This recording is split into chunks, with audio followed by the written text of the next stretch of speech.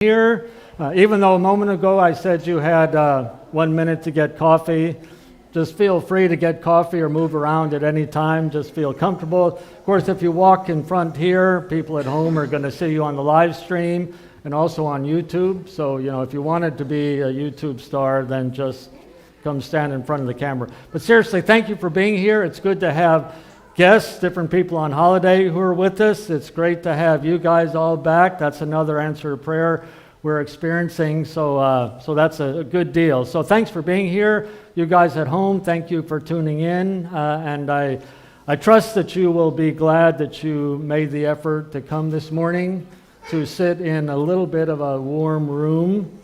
Okay, I know that's difficult, but I appreciate that, and you can go off to the beach after the service and join thousands of Latvians who are probably on the beach right now. You probably don't want to go to a beach today, actually. But I am glad you're here this morning. In a moment, Arturs and Marian are going to be up to help us with worship. But one of the verses we're going to look at in Psalm 139 that we're focusing on today is another one of these prayers that end certain psalms. And one of the things that psalms can do for us is to give us words for how to pray, how to talk to God. You might find it very easy to talk to God at any time in any circumstances. Many people find it difficult at times. And so one of the things the Bible does, especially the Psalms, is just puts into words things we might not have thought about, maybe things we didn't think to pray that maybe we ought to pray. So Psalm 139 ends this way, and I would like this to be our prayer as we begin the service today. Search me, O God, and know my heart. Test me and know my anxious thoughts. So I wonder if you have some anxious thoughts this morning. I've not, hidden that I struggle with anxiety. Okay, and I can be very easily overwhelmed by anxiety on Sunday mornings, especially because it's kind of like, this is my job, and it's not just a job, but all during the week I'm thinking about Sunday morning, and it could be very easy just to let that fill my heart too much. And so this is a great prayer. Test me, O God, know my anxious thoughts. He does know them, and He understands.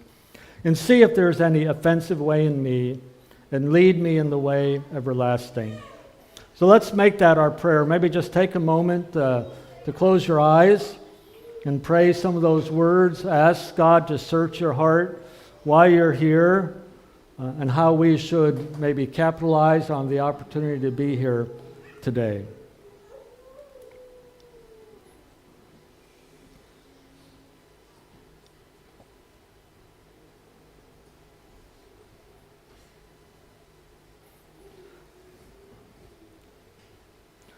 Father, we come this morning with many different thoughts and different motives for being here, and maybe mixed motives for being here.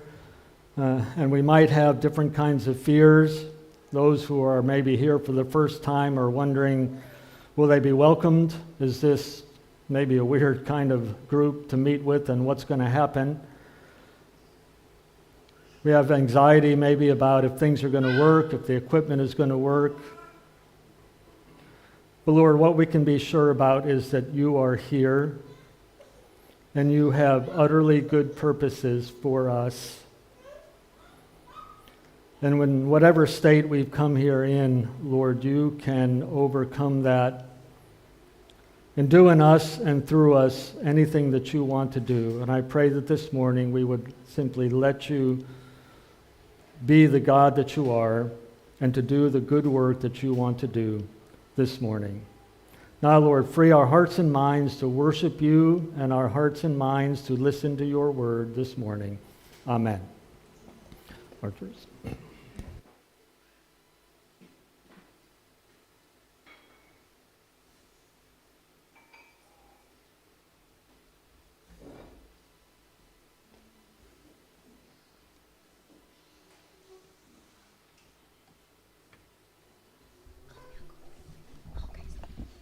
Morning.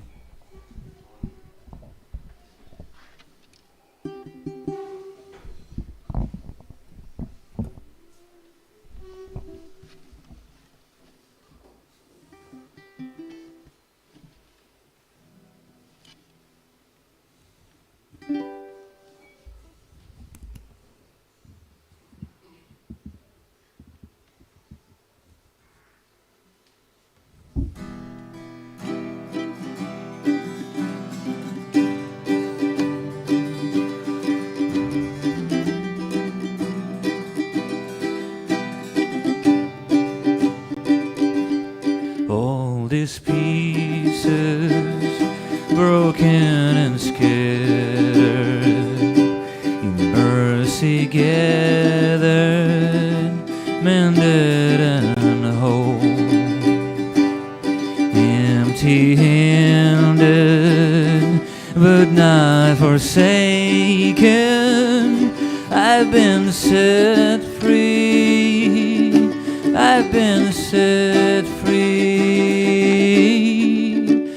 Amazing grace, how sweet the sound that saved a wretch like me. I once was lost, but now I'm found, was blind, but now I see. Oh, I can see you now.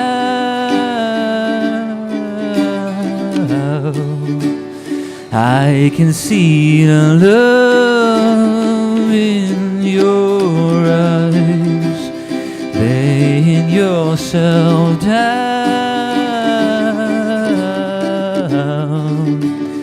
raising down the broken to life.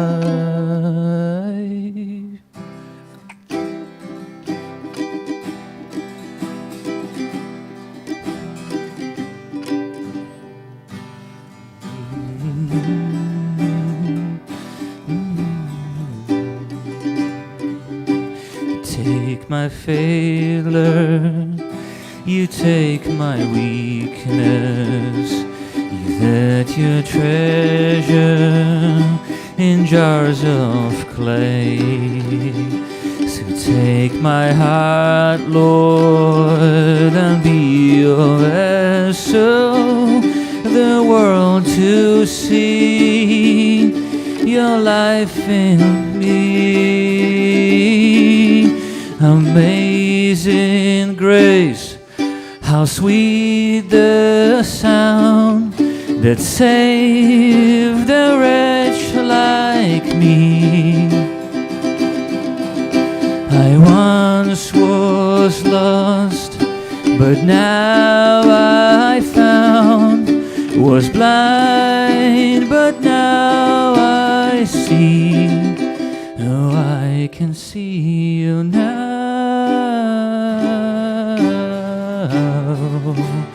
I can see the love in your eyes, laying yourself down,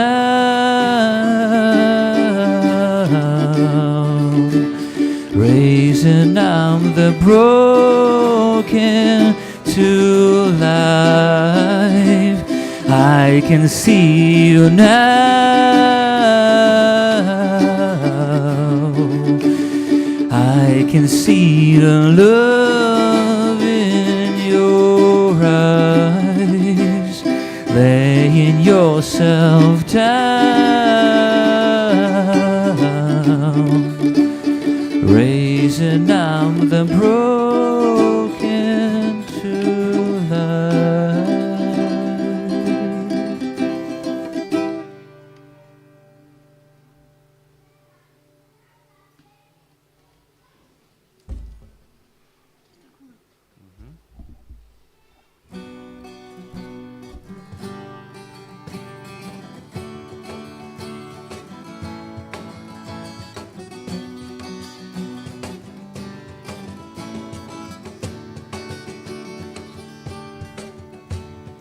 Lord, you have my heart, and I will search for yours.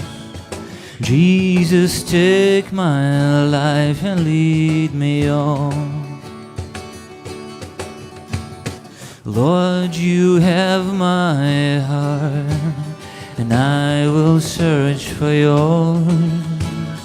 Jesus, let me be a sacrifice, and I will praise you, O Lord,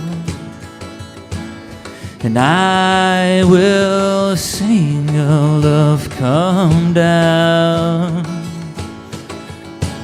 And as you show me your face,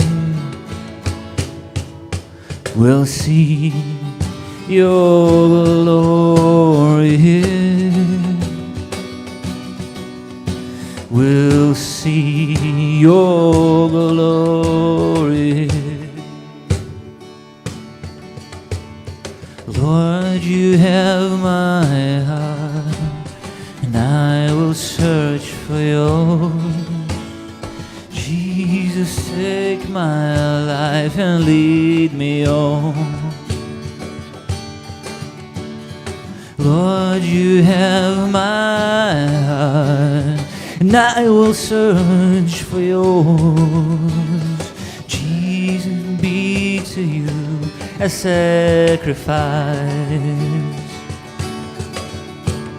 and I will praise you, Lord, and I will sing your love come down. And as you show me your face, we'll see your glory. We'll see your glory. Let's keep singing. We'll see your glory. Oh, we'll see your glory. We will see your glory, your glory. We will see your goodness and your glory. In the midst of the darkness, your glory will shine. Oh, we'll see your glory. Yeah, we'll see your glory. We'll see your glory.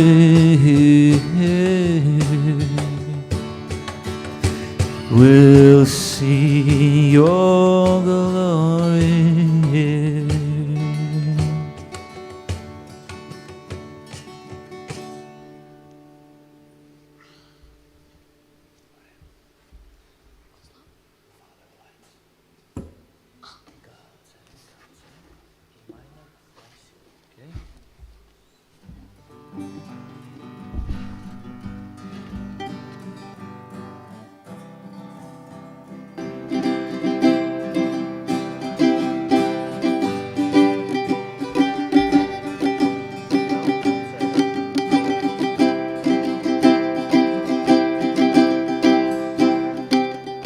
Father of light, you delight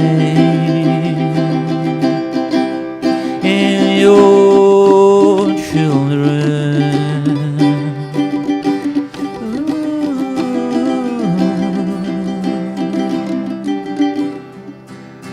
Father of lights, you delight in your children. Oh, 'cause every good and perfect gift, it comes from you. 'Cause every good and perfect gift, it comes from you. Every good. 'Cause every good and perfect gift, oh, it comes from you. Oh, every good and perfect gift, it comes from you. Father of light.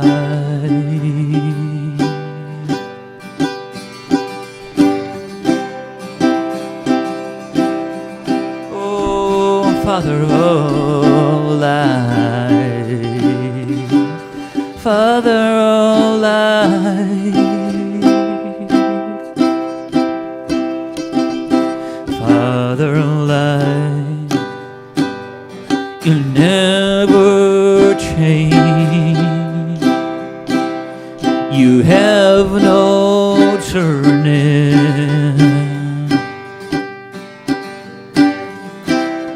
Oh, Father of light, you never change. You have no turning.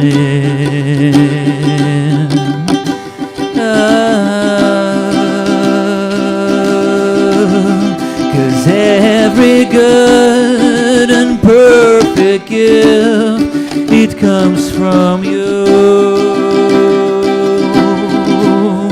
'Cause every good and perfect gift, it comes from you. Oh, every good and perfect gift, it comes from you. Your genius, Father, everything, it comes from you. Your Father of lights. You can raise your voice to God if you want. You can go in your heart. Let's praise Him. Let's praise His name. We're going to spend some time playing, and you can praise Him in His name. He goes, everything that is good, everything that we have in our lives is a blessing, comes from Him.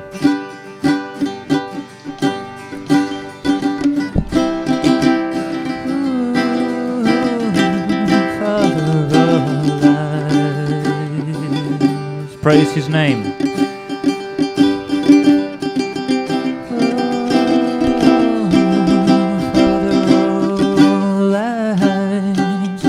Father of lights,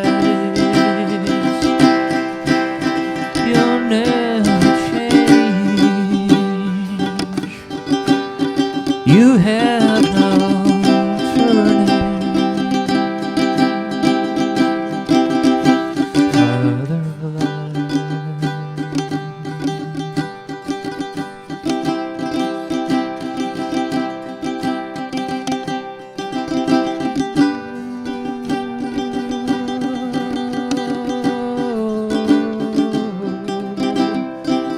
every good. 'Cause every good and perfect gift, it comes from you. 'Cause every good and perfect gift, it comes from you.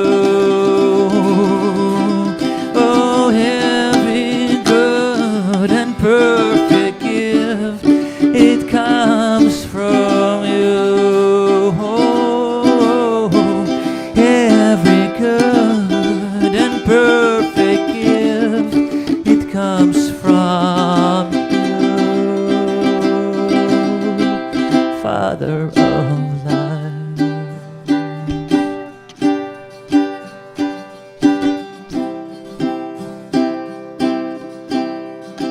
Father of light.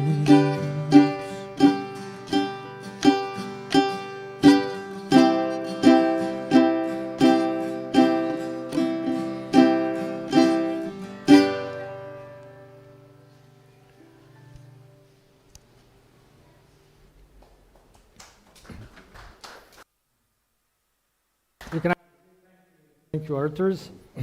It occurred to me that when an old man like Arthur's leads music, that some of those songs might actually be before your time, and so they might be new, not because they're fresh songs, but because they're old songs. But it's good to learn some old songs that were new at one point in my life, because I have 1 or 2 years on archers as well. Once again, welcome here. If you came in late, that's okay. Usually most people arrive late, and if you need to get coffee or tea or move around, feel free to do that. That won't disturb me at all up here. Keep praying for people in the body. Keep praying for Alexandria and her sister. Okay, her sister's prognosis is not very positive at all, and the doctors are trying to figure out what they might do, but it's a very serious situation, so pray for that. Once again, we're grateful for Isaac and family to be back. Still need to be praying that Dulon and his wife can get back in time. I think a lot of students are going to be returning from summer holidays, and so pray that they can get readjusted and get their minds ready for studies and so forth. So keep praying for one another in the body. After the service, make sure you meet some people who are new and find out what they're doing, where they're from, okay? Because as always, we have people from literally around the world, 3 or 4 different continents, okay? So make sure you speak to some people after the service. Psalm 139 we're looking at today, and Kelvin is coming up to read. He was hoping I was going to forget again, but I did not.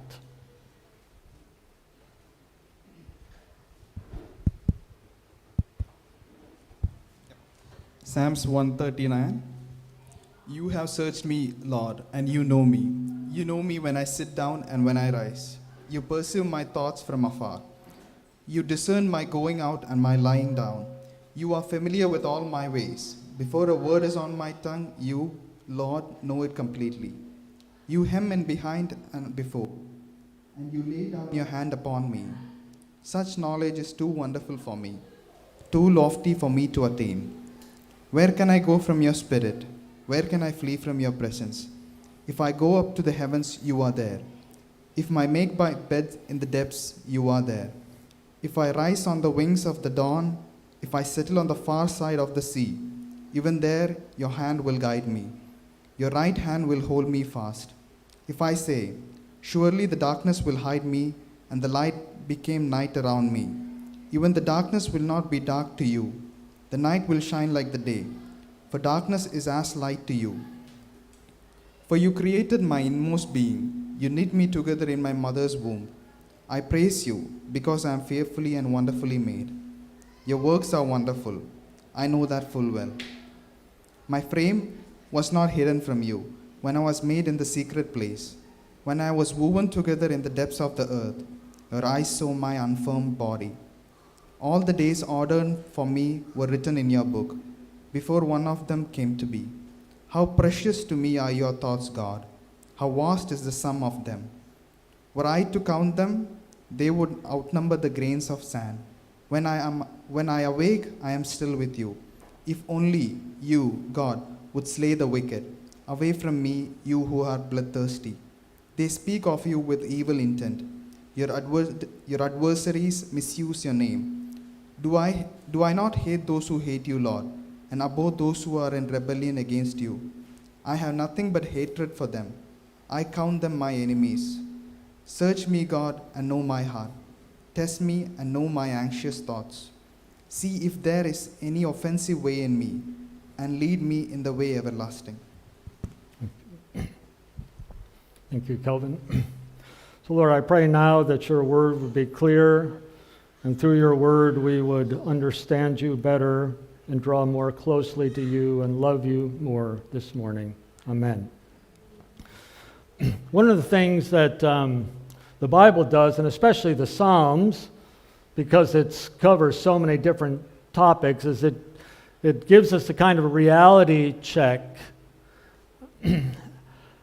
Psalms is very, very honest. I mean, people are interacting with their world and interacting with God in all the good, the bad, and the ugly. And people are very real in the Psalms. Even hating people or wanting to kill their enemies, that's, people in the Psalms express that. People in the Psalms express the absence of God when they feel like God is silent. Okay, it's not just your experience. Okay, though I imagine many people here have had those times when it seems like God is silent and you're asking, where are you? I mean, literally those words are there. Where are you, God?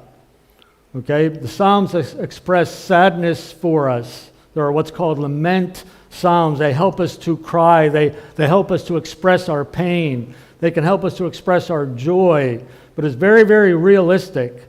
Even though these guys were writing worship songs, they're also very, very realistic. They talk about justice in the world.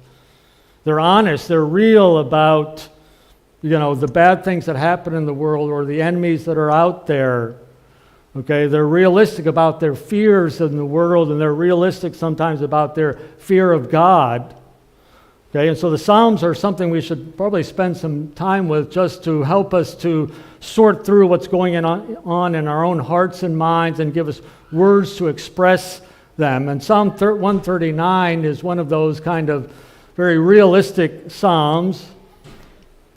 It sounds mainly good, and if you were, paying attention as Kelvin was reading, you'd think, okay, most of that sounds pretty good. I like that. Okay, but there's to a number of things that come up in Psalm 139. There's sort of another side to it as well that should cause us to be serious, to be joyful about God, but also to be serious about our life with God and our relationship with God. Toward the end of the psalm, there's these amazing verses, and I think one of the first times I noticed these verses, I marked it in my Bible, and I could, if I were to dig out some of my old Bibles and turn to Psalm 139, 17, and 18, I probably have these verses marked in some way. How precious also are your thoughts to me, O God. How great is the sum of them. If I should count them, they would be more in number than the sand. Do you actually believe that? Do you believe that God actually thinks about you? Do you think you actually enter God's mind? The psalmist said, we can't even count how much God thinks of us, how much He is aware of us. He knows you. You are in His mind. You're in His mind, and the psalmist says, how precious are those thoughts. God's thoughts toward you are precious.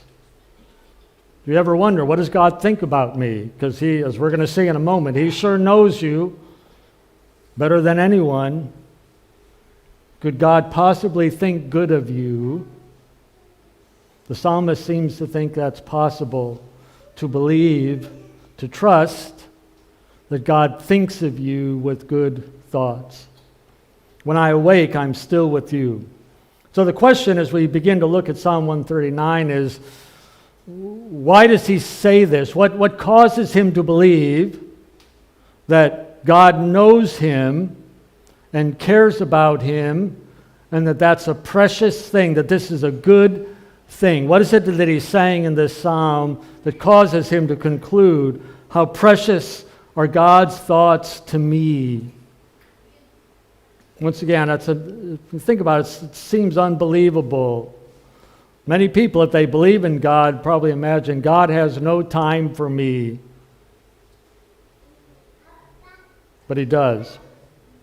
Psalm 139 is very well organized into 4 stanzas. Each has 6 verses, at least the way it's divided in the English Bible. And it moves very clearly. You can kind of clearly see where those 4 sections are. So it's a quite logical kind of flow. And it kind of explains the first 3 stanzas, how he ends with these particular words about God's thoughts being precious. Lord, you search me and you know me. You know when I sit and when I rise. You perceive my thoughts from afar. You discern my going out, my lying down. You're familiar with all my ways. Before a word is on my tongue, you know it completely, O Lord. You hem me in behind and before. You've laid your hand upon me. Such knowledge is too wonderful for me, too lofty for me to attain. So the first 6 verses talk about God's kind of all-encompassing, total, comprehensive understanding of us, not just what we do as we do it, but what we're thinking that's going to lead to our actions, and what's in our minds before we even say words. He already knows those things. So Lord, you know me. You know me. But here's one of the first times when we need to think in terms of reality. You know, is this good news or bad news? Okay, it's in the psalm. I think it's mainly good news. Okay, but it's a little bit sobering news as well, that God knows what you're thinking right now. Okay, I mean, everywhere we go, we're probably hiding something, you know? Most of us, some of us, especially some of us who've grown up in church, I'm the absolute master at hiding what's really going on inside of me. Okay, I can't imagine anyone does a better job than I do in hiding what's really going on, especially on Sunday morning where I feel there's this obligation that I've got to present myself as having everything together. Here we try to be very open that we generally don't have everything together, and I want to say that you can, wherever you are, if your life is falling apart, it's okay to express that. I honestly think that this is a body where there's no shame or guilt in not having everything together. And you can say that, and I don't think you'll experience condemnation here. Nevertheless, I say that, but I'm still going to put on a mask, on Sunday morning. Okay? And I think a lot of us do that to one extent or another. We kind of put our best foot forward, and that's natural, and there's nothing necessarily wrong with that, but we just need to remind ourselves we can't hide any of that from God. Okay? He already knows that. The good, the bad, and the ugly, and we can't escape that. It's interesting. I suddenly thought about this verse 5. You hem me in, behind and before. Is that good or bad? Okay, I mean, especially for an American like me, where we're all about freedom. We don't want anyone hemming us in. America was a bunch of Europeans that didn't like European restrictions and went over to America where we thought we were going to have absolute freedom. We don't like the idea of someone hemming us in behind and before. Don't put a fence around me. Don't put me in a box. Don't control me. But he says, you hem me in behind and before. I can't move completely freely. So if I try to go this way, you're blocking that. If I try to go this way, you're blocking that. That's very uncomfortable, but maybe that's not such a bad thing. And what I just suddenly realized, I probably should have done a little bit of research about this, but some dog owners, and I think Boji down there, when he goes home, you guys still have your cage? Okay, so sometimes, Boji has to go to his cage, and that's where he can chill out and so forth. And there's, those people who might be all about hyper freedom, don't cage up a dog. But many people would say that actually gives a dog peace. They know that that's a safe space. This is where I'm supposed to be. My mommy and daddy, my masters told me to come here, and I know my place, and I'm actually safe here. They know they're safe. It's actually a place of safety, even if it feels like a place of restriction. God hems us in behind and before. And when think about times when you might have gone down some road, some decision, and something prevented that. And at first, it's like, you don't want that. You want to push against that restriction. And maybe now that you're a little older, you realize, wow, it was really good that someone got in my way, got in my face, and prevented me from going this way. So this is good news, but it's challenging. Realistically, it does involve limitations, and it does involve having to be honest, because God knows us. Everything about us. Everything about us. Nothing you have thought in the last 24 hours is hidden from God. You know me. And then the next 6 verses, the main idea is, Lord, you are there. So where can I go from your spirit? Where can I flee from your presence? If I go up to heavens, you're already there. If I make my bed in the depths, you are there. The word there is Sheol, the grave, not the grave like, you just put a body in the grave, but in the understanding back then, it's kind of the place where all the dead are kind of confined, and it's not in this world. They're gone, not exactly forgotten, but they have no influence in life. That's Sheol. They're out of this world. They're out of this life. They're forgotten, so to speak. They no longer have influence in this world. They're not players on the stage anymore. But the psalmist says, God, you're there. That's not even escape from you. There's no escape from God, even in the grave. If I rise on the wings of the dawn and settle on the far side of the sea, even there your hand will guide me, your right hand will hold me fast. If I say, surely the darkness will hide me and the light become night around me, even the darkness will not be dark to you. The night will shine like the day. Darkness is as light to you. Once again, is this kind of good news or bad news? And once again, it's kind of both.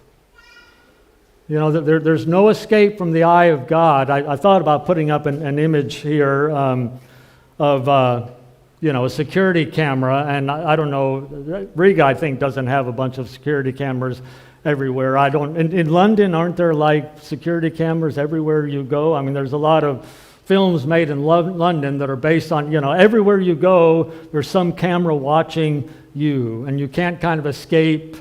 There's a camera there. It's not actually turned on, so that's good news. No one knows if you're there or not. I kind of wish I had some button to turn that camera on, but that's kind of the point. Someone is watching you. Someone is watching you all the time. That would be really, really bad news. Except the good news, if we'll trust Him, is that it's God who's watching you. Everywhere you go, you come to a strange city, you feel maybe more safe at home. You wonder what you're going to experience in Riga. Am I going to be safe? Are there pickpockets around and so forth? And, I feel safe. I've been here a long time. I feel safe here. But if you're new in a place, you're wondering, am I safe here? Is anyone watching? Is anyone taking care? And the psalmist says, God is there. Before you got to Riga, God was already here. Okay, that's pretty good news. That's pretty good news. He was already here. He's as much present here as He is back at your home. Okay? He's as much present in this church body as when you're with your church back home. Even if we're doing things differently, even if we're doing things wrongly, God is here. Okay? God is here. So that's mainly good news, but reality check is it should make us serious about life because God sees and knows. And then the third verse is sometimes people's one of perhaps their favorite verses in the Psalms. Psalm 139, starting at verse 13. You created my inmost being. You knit me together in my mother's womb. I praise you because I am fearfully and wonderfully made. Okay, do you believe that? You are fearfully and wonderfully made. Most of you don't believe that, probably, this morning. Or you spent most of your life not thinking that could be true. Some of you grew up probably thinking there's something wrong with me. I'm kind of on the edge. People don't accept me. I don't have this, or I don't look like that. I don't measure up to this standard. He says, I praise you. I'm fearfully and wonderfully made. Your works are wonderful. You have to be wonderful. You have to be wonderful because God made you. Okay? You have to be wonderful like you are. With your strange personality type, you might think. The strengths that you might be happy about, but weaknesses that you wish you didn't have, you might be unhappy about that. But God made you a certain way, and He thinks it's wonderful, or He wouldn't have done it. My frame was not hidden from you when I was made in the secret places, when I was woven together in the depths of the earth. Your eyes saw my unformed body. All the days ordained for me were written in your book before one of them came to be. Lord, you know me, stanza 1. You are there, stanza 2. And then in the third stanza, you planned and crafted me. This is kind of the opposite side of what we looked at a couple weeks ago in Psalm 19 when we were thinking about the billions of galaxies that are out there, and the recent space telescope, that's giving us even more images of those billions of galaxies. The heavens declare the glory of God. The skies proclaim the work of His hands. And once again, when we look out and we see those images, we might think we're just small, we're insignificant. Earth is nothing in terms of the entire cosmos. And of course, some people conclude that there can't be a God, who cares about Earth because we're nothing. The Earth is nothing in the universe. And if the Earth is nothing in the universe, you certainly are nothing in the universe. You're too small to be of any concern to God. And this psalm is giving a very different image. The other side is that you knit me together individually in my mother's womb. He's the God of the galaxies, and He's the God of DNA. He's the God of information who put together that. That's however amazing the galaxies are, the DNA that is inside each one of the cells in your body is 1,000 times more amazing than the galaxies. And that too, God was involved with. Before you were born, God knew you. Before you were born, God knew you. Before your parents conceived you or thought of you, God already had an idea. And He was involved with you, making you who He wanted you to be. And as far as He's concerned, that's amazing. Because it's impossible for God to do anything that's not amazing and wonderful, isn't it?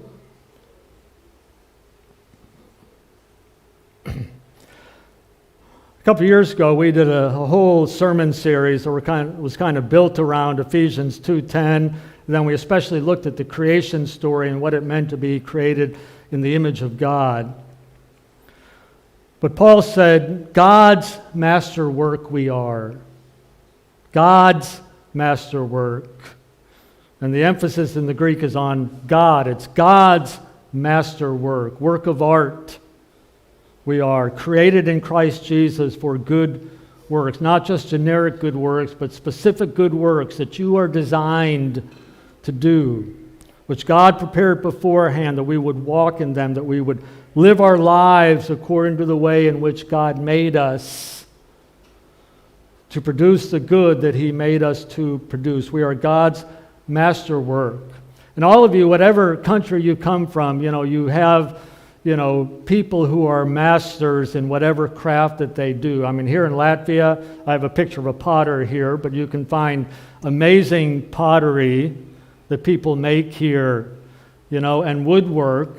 I mean, you can go to the souvenir shops, you can probably find some of that, but if you get outside of souvenir shops into the countryside where the real craftsmen are working, there's amazing things you can buy.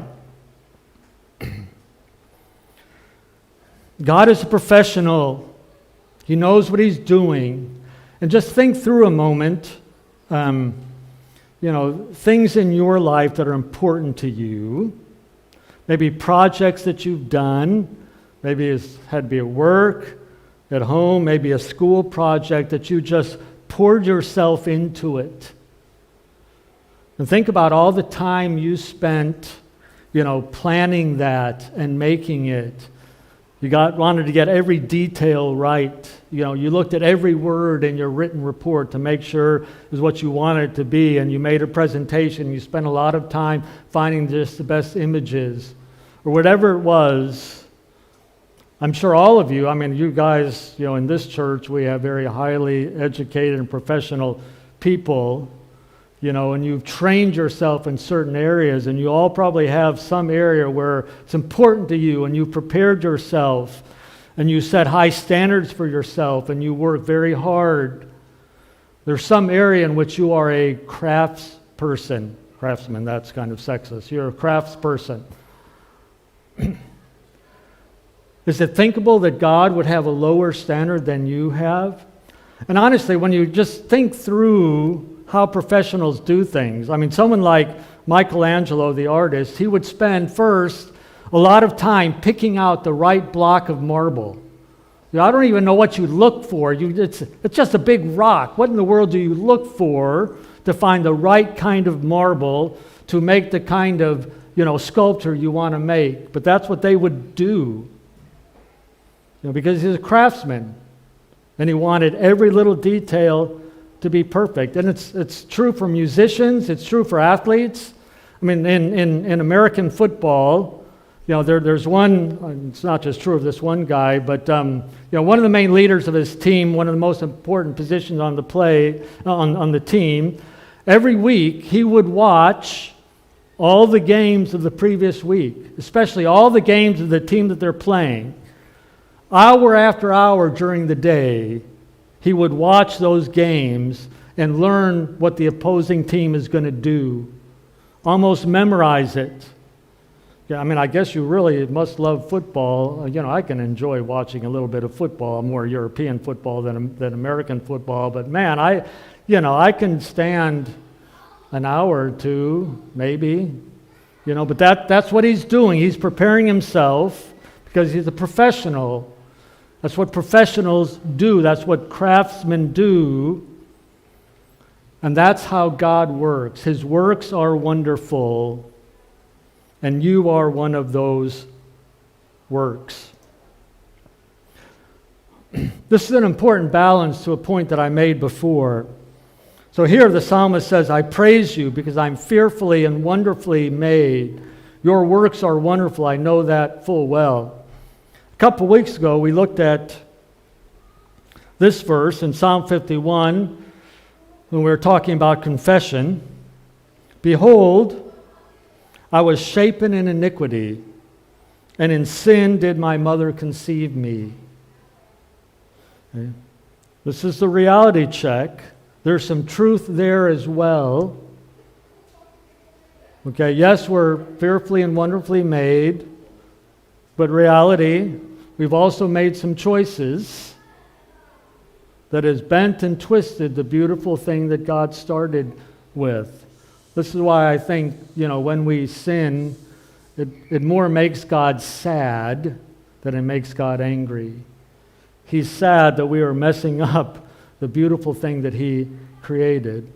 But we need to keep both of these ideas in mind, and maybe one of the reasons why some churches emphasize one thing, or sometimes kind of some theology maybe goes too far this way or too far the other way, is they don't keep both of these truths in tension, and we somehow need to maintain and hold on to both of these truths. They're not contradictory, but it might take some work to think through how they're both true. Okay, it's another important question about, but what is most basic? In the end, when we look at people, when I look at you, do I think, ew, that person was shapen in iniquity, and in sin her mother conceived her? Is that my first thought, or is the other my first thought?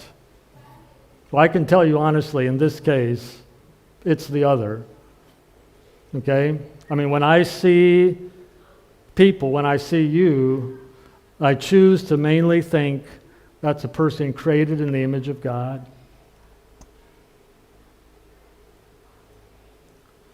someone God designed, someone God cares about, someone who maybe needs to be redeemed from their choices. But that needs to be our first thought. Maybe when we're thinking about ourselves, we might go to the other verse and remind ourselves, this is me. Okay, I've got sin there. But nevertheless, fearfully and wonderfully made. I found this image after I'd already kind of thought through how I was going to talk through Psalm 139. I found this particular image where someone kind of did the same thing. He knows, he's there, and he loves. I think the word loves here is kind of too non-specific. I mean, what the writer says about being designed by God is just so amazing that's not specific enough for the word loves. But in any case, someone thought, here's a nice summary of Psalm 139. He knows, he's there, and he loves. And that does cover the first three stanzas, but like I said at the beginning, there's a fourth one. Okay, and this is another reality check. Maybe our expectation is that it's all this. And that's great. It'd be great to end my sermon right here. Not just because then it would be a shorter sermon, and I'm not done with the sermon yet, so that's bad news. You've got another 5 or 10 minutes to listen to me. So that's one piece of reality. Okay, but there's more that this psalm says, and it almost ruins the psalm. If I were like a literature teacher and I asked people to write a poem and someone put Psalm 139, I'd probably say, that fourth part, that doesn't work too well. Why don't you just rip that out, maybe put that as a different poem? Okay, it kind of ruins the flow, of this overall otherwise beautiful poem. Suddenly, after saying, "How precious to me are your thoughts, O God, how vast is the sum of them," then, "If only you would slay the wicked, O God. Away from me, you bloodthirsty men. They speak of you with evil intent. Your adversaries misuse your name. Do I not hate those who hate you, O Lord, and abhor those who rise up against you?" Well, that's a little bit too honest. Don't I hate those people? I have nothing but hatred for them. Wow. I have nothing but hatred for them. I count them my enemies.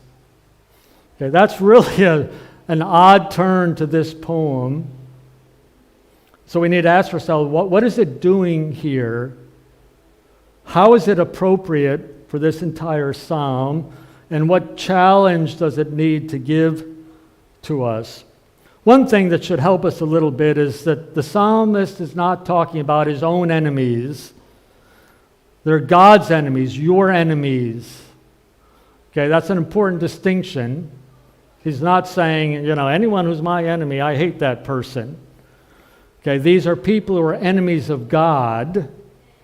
He's also not necessarily putting, all unbelievers in this category.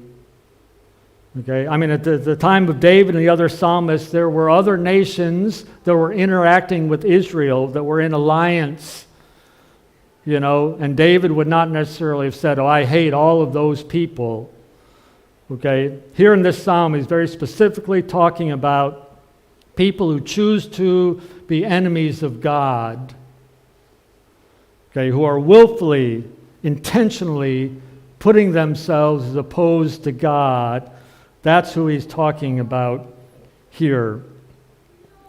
But it's also important to think about why this is appropriate in this context. Okay, in light of these first three stanzas, the first 18 verses, this image of who God is, if God is that amazing, if we actually believe that God is that amazing, if we actually believe that God thinks about us with precious thoughts, if we actually believe that God created the heavens and created me, if we believe that God has good thoughts about us, shouldn't we have some kind of a negative reaction to his enemies? Shouldn't that affect us somewhat? I kind of think that that's actually a natural, logical reaction. That when people hate things that are precious to us, it ought to cause a reaction. Years ago, when I was in America, I've mentioned this before, I worked at a summer camp, a Christian camp, and so lots of kids would come during the summer. One week there'd be a bunch of girls, then a bunch of boys, then a bunch of girls. And, you know, you get 250, 300 boys together. One of the most common things is boys are fighting. There's constantly fights, and it was always funny at the beginning of the summer, kind of new camp workers were like, oh, the boys are fighting, what are we going to do about it? And you know, I'm like, yeah, of course they're fighting. They're boys, and they're going to keep fighting, and we're not going to be able to stop the fights. You know, this is just what's going to happen. But half of 60, 70, 80% of all the fights with the boys go this way. They start by insulting one another, you know, and then some boy insults another boy's mama. And you can make fun of me, but don't talk about my mama. Those are fighting words. You talk about my mama, then I'm going to beat you up. I'm not joking. I mean, I couldn't count how many times I've heard those words. You talked about my mama. Okay, which, you know, as an adult looking at these 9, 10-year-old boys saying that, it seems a little bit silly, but you can understand, can't you? You know, if your mother is precious to you, you're not going to stand there and let her be insulted. If someone spits in her face, you're going to just stand there and say, oh, I wish you would stop. Please stop. You're not going to do that. That's not really a natural response. When someone despises and insults something that is so very precious to you. And so actually the psalmist's reaction here makes sense. He reacts this way because he genuinely values God. He loves God. It's the most important thing to him. So of course, he's going to have this reaction to God's enemies. It ought to affect him. And this is a little bit of, I think, a challenge to us, is that maybe if we don't always react to people who are truly enemies of God, maybe it's a sign that we don't value God as much as we ought to. It's just a thought. Okay, I just want to plant that in our hearts and minds, and especially someone like me who kind of always wants to be in control of myself and so forth, you know, and don't want to display emotions. You know, that gets very irritating to some people, including my wife. You know, it's like, just keep everything under control, Mark. Don't react, don't react. Maybe 80% of the time that's good. Maybe 20% of the time that's maybe not so good. Maybe it's not a good characteristic that I try to live so much without passion. David was certainly a man full of passion who absolutely loved the Lord his God. But of course, these verses about hating these people is why I think the psalm then ends as it does. Okay, because maybe there are times when our anger or even our hatred might be appropriate, but it can also be very, very dangerous. And so we need to end with this. Search me, O God, and know my heart, my angry thoughts, my sad thoughts, my guilty thoughts, fearful thoughts. Test me and know my anxious thoughts. And if there's any offensive way in me, in the way I see other people or treat other people, if I shouldn't have this hatred, if that's an offensive way, then please, Lord, lead me in the way everlasting. A new kind of life. The way everlasting is not just a way of talking about going to heaven when I die. Okay, and it's not talking about just this life going on and on and on. I mean, most people, by the time they get to the end of their life, they don't really want their life to go on and on and on. Okay, not life like it is. You know, this we don't want this world and our lives to go on just like it is. Can you imagine eternity being like the last 3 years? You know, is that the way everlasting? No, we don't. It's not about just longer life or going to heaven. It's about a life that is worth continuing, a life that is flourishing, a life that brings life, a whole new lifestyle, being the kind of person that we would like to be as we grow old. I mean, you know, some people become grumpy old men, and sometimes I'm afraid, boy, I might become a grumpy old man, and if I just get grumpier and grumpier, in 20 years, that's not going to be very pretty. That's not the way everlasting. That's not the me. I actually want to continue. I don't want that to be the way everlasting for Mark Sandberg. Lead me in the way everlasting. Lead me in the way that is worth continuing on and on into the new heavens and the new earth. So Psalm 139 is just another touch of reality, and I don't know which piece of this reality you need this morning. If you mainly need the good news part of it, and if so, then hold on to the good news, especially that God knows you and loves you and has been intricately involved in your life. Hold on to that. If you need part of the negative, you know, then hold on to that and do something with it. Pray this prayer. You know, come back to Psalm 139 tonight before you go to bed. It's a good bedtime prayer. Search me, O God, and know my heart. Test me, know my anxious thoughts. Get rid of those anxious thoughts before you go to bed. Okay, I know what it's like to go to bed with anxious thoughts. You know, you're with your thoughts a long time lying in bed. It's a good prayer. And see if there's any offensive way in me, and lead me in the way everlasting. Lord, cause us to see you rightly, see reality, who you are and who we are, and even to trust your good design for us. And make us to become the people who are worth living into eternity. Amen. Arturs is coming. We're going to sing one more.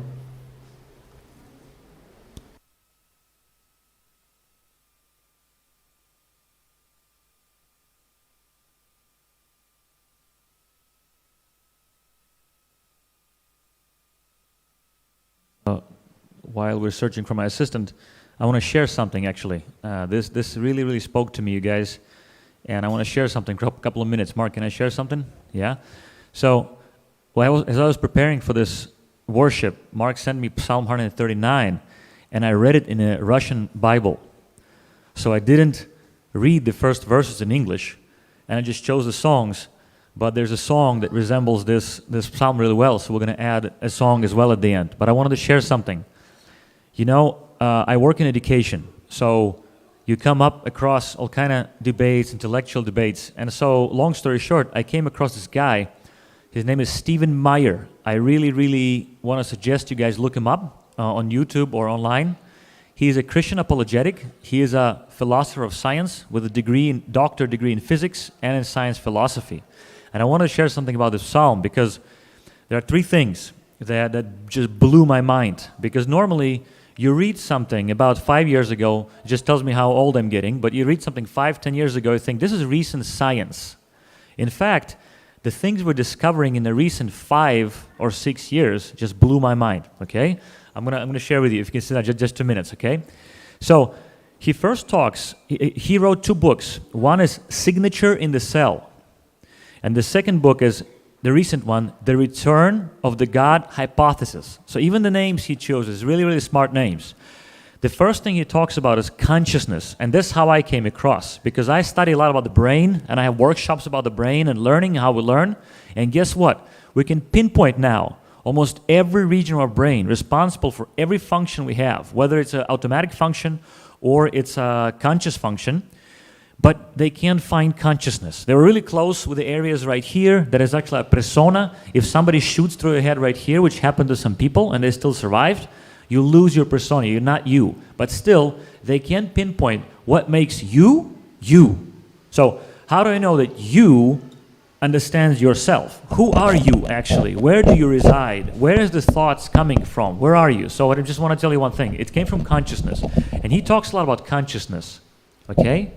He talks about the fact that if in a cave in China somebody finds 3 letters together and they're hieroglyphs, they will figure out that it's hieroglyphs, just 3 things. Or even if you say dad, it makes sense. But if you say DDA, it's not a word anymore. And there's no consciousness behind it. So his hypothesis is that before anything material, there's idea. And even us, before the material us, there is a proof for a mind that is behind it. So he's a lot about intelligent design. He talks about that. That's why it's called the signature in the cell. And what Mark talked about today, the DNA, it's really more amazing than the universe around us. The DNA is a code. And that's why I'm saying in the last 5-6 years, dig it up, look it up, because computer science is now discovering a lot that confirms what the Bible is saying about intelligent design. Because with the millions and millions of pages of code being written, millions of pages every day, nothing ever sprang to life. There's no accidental mini app coming from another app because of somebody's mistake. People are just discovering more mistakes and everything goes to waste. So from the computer science and our desire to code something, we'll learn that this coding doesn't happen accidentally. So he talks about these things. Another thing I want to mention is multiverse. Guess what? Who knows the theory about multiverse? Right? There you go. There you go. It's in every movie now. It's like all the Star Wars and all the things and all the little superheroes. The theory basically says we couldn't find another life in a universe. The more we look, the more we understand it's impossible. Our planet is located on amazing, it can be a coincidence. So, let's assume if the universe cannot contain life, there are other universes. In fact, that's infinite amount of them. And there goes the line when he debates with other people about, it's a belief, it's faith. So when he debates with other people in apologetics, he says, you definitely believe in it. You can't find a proof about it as a universe, but you rather choose to believe that there's infinite amount of universes, and coincidentally because of that, life can happen, rather than you believe that there's God, the creator, who has mind, higher consciousness that created us. And the evidence for it is overwhelming. The last thing I want to say is evolution. That actually was the first thing that blew my mind. In the last 5-6 years, not in theological and religious cycles, the theory of evolution is thrown to garbage. The mathematicians are saying it's impossible. The biologists, the chemists, we're finding so many things saying it's impossible. It can explain the longer or shorter feathers on an eagle, but it definitely cannot explain an eagle and a crow. It can't explain 2 different birds or 2 different types of species. And I don't want to share with you that to me, it was a huge revelation because we kind of live with these ideas. And Stephen Meyer gives this good illustration. He says, it's like you're riding a boat towards horizon, and you see there must be an island, but the closer we get, the further the island seems. That's how science feels right now with explaining these things. And the last thing is, he also points how precisely in the Psalms, and in John 1, for example, and in Genesis 1, how precisely the words are that describing how the world was created. For example, the Word became flesh. The idea, the product of consciousness spoken out, became something material. So it's not just out of nothing everything became, but out of God, His consciousness, and what Jesus represents here. So it's very interesting how, in fact, in Genesis 1, the God said, and it was. He spoke, and there was light. This idea that something is spoken, something comes to mind first, and then flourishes. It's just amazing. I'm sorry I took a very long discourse, but I just wanted to share and point you to Stephen Meyer. Look up his debates. He's debating the famous chemists in the world. He's debating people, and so we're gonna play and sing now. Thank you so much.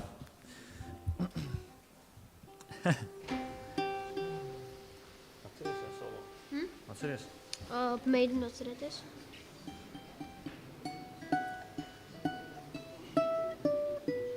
Oké.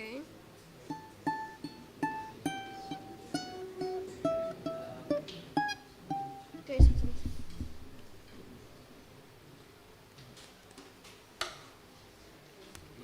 Mark is not going to let me lead worship anymore. I'm okay. I'm okay with that. No, you know.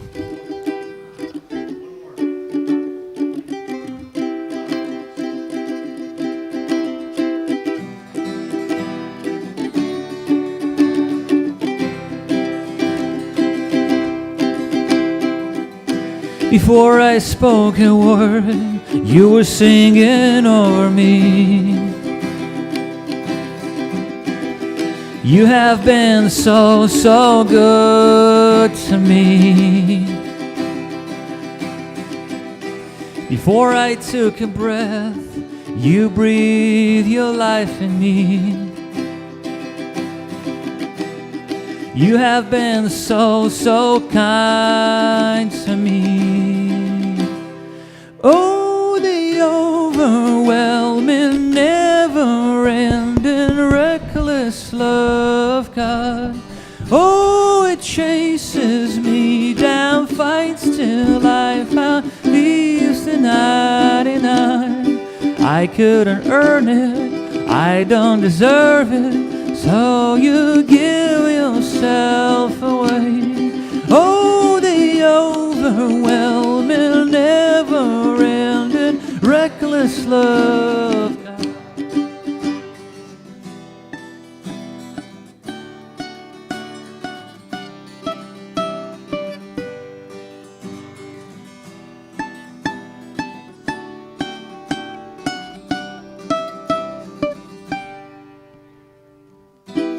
When I was your fawn, still your love fought for me.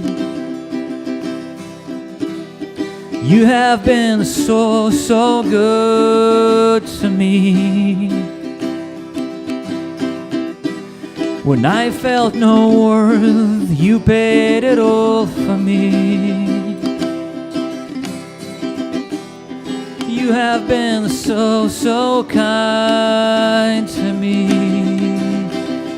Oh, the overwhelming, never-ending, reckless love of God.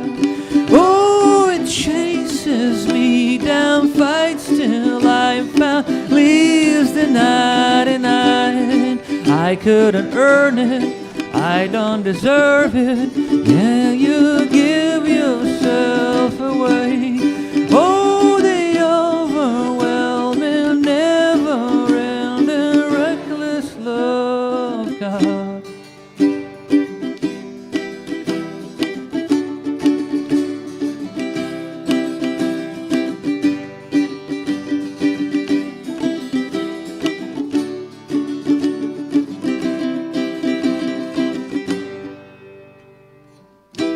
No shadow you won't light up, mountain you won't climb up, coming after me.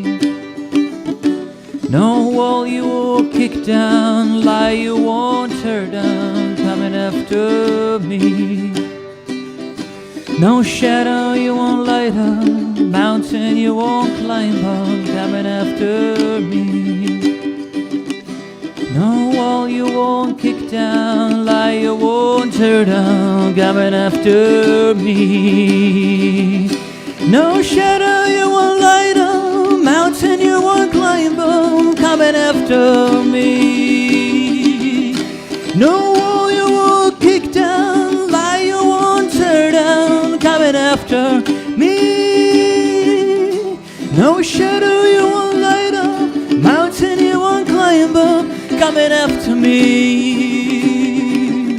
No wall you won't kick down, you won't tear down, coming after after me. Oh, the overwhelming, never-ending, reckless love of God. Oh, it chases me down until I found leaves the 99. I couldn't earn it, I don't deserve it, yet you give yourself away. Oh, the overwhelming, never-ending, reckless love.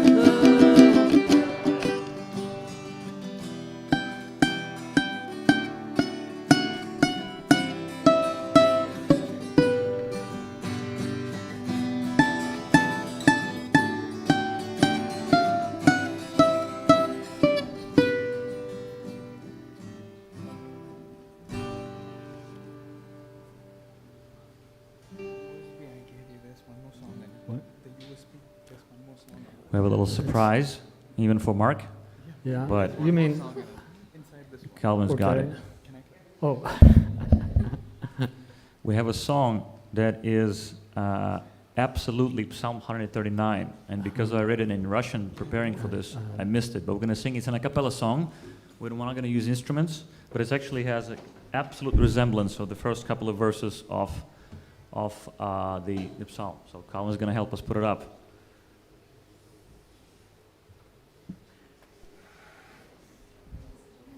is it just that one verse? Mm-hmm. Okay. Okay? So I'm going to sing it first. If you know it, sing with me. If you don't, we're going to sing it twice, so you can join in. Okay? Goes like this. Search me, O God, and know my heart.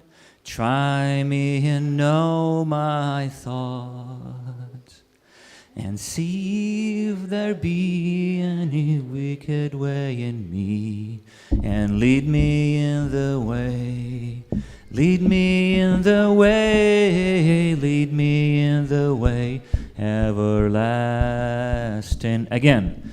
Search me, O God, and know my heart. Try me and know my thoughts, and see if there be any wicked way in me, and lead me in the way. Lead me in the way, lead me in the way everlasting.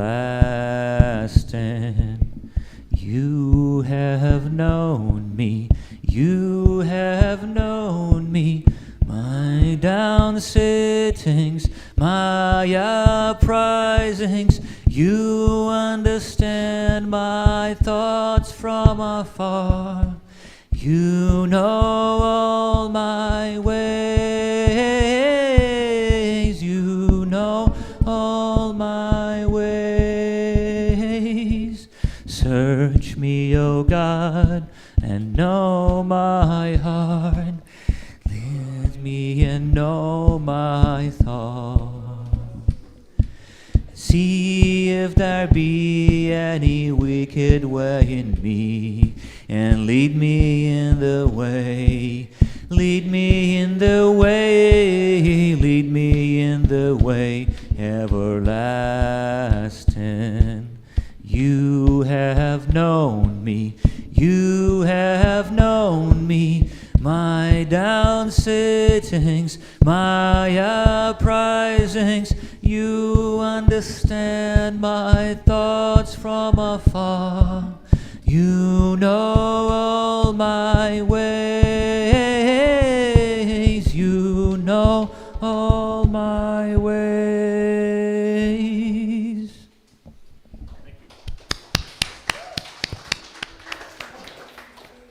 Thanks, Artur. So that's actually that's actually a good little song to memorize scripture with those words. Thanks for being here. This was a little longer than normal, okay, but I'm glad for your patience. Meet someone before you leave if you can. Find out where people are from. There's no big hurry to get out of here. But in any case, have a great day today, and God willing, if you're in Riga next week, we'll see you next Sunday.